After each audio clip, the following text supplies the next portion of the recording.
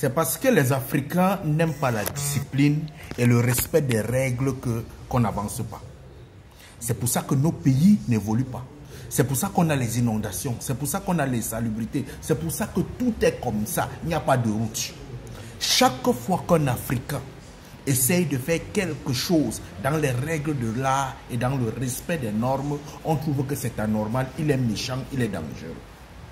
Voilà un professeur de lycée qui respecte le règlement intérieur. En début d'année au Cameroun, on dit aux élèves que si vous apportez votre téléphone ici, il sera cassé. On leur dit ça.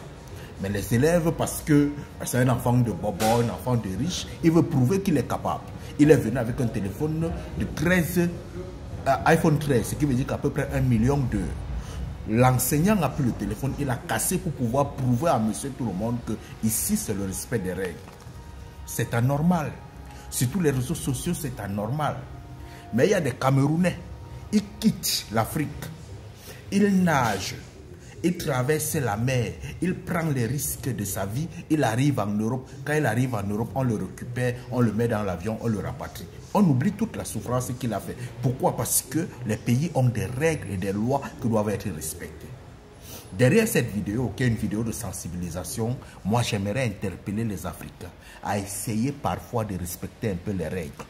Je suis avec ce professeur parce que là, dans cet établissement, tout élève, même s'il a le téléphone de 50 000, même s'il a le téléphone de 2 millions, ils ne vont plus jamais essayer.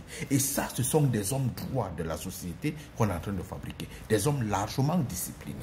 Et ça, c'est ce qu'on a besoin dans la société. Respecter les règles. Vous voulez que Paul Biya parte, mais vous ne voulez pas respecter les règles. Voilà un enseignant qui respecte les règles dans son établissement. Et lorsque Paul Biya va voler les élections, vous allez dire que non, c'est pas mauvais, il ne devait pas voler. Mais si vous ne voulez pas que l'enseignant casse le téléphone, pourquoi voulez-vous que Paul Biya puisse respecter les règles lors des élections? Commençons à enseigner la discipline et le respect des règles à nos enfants.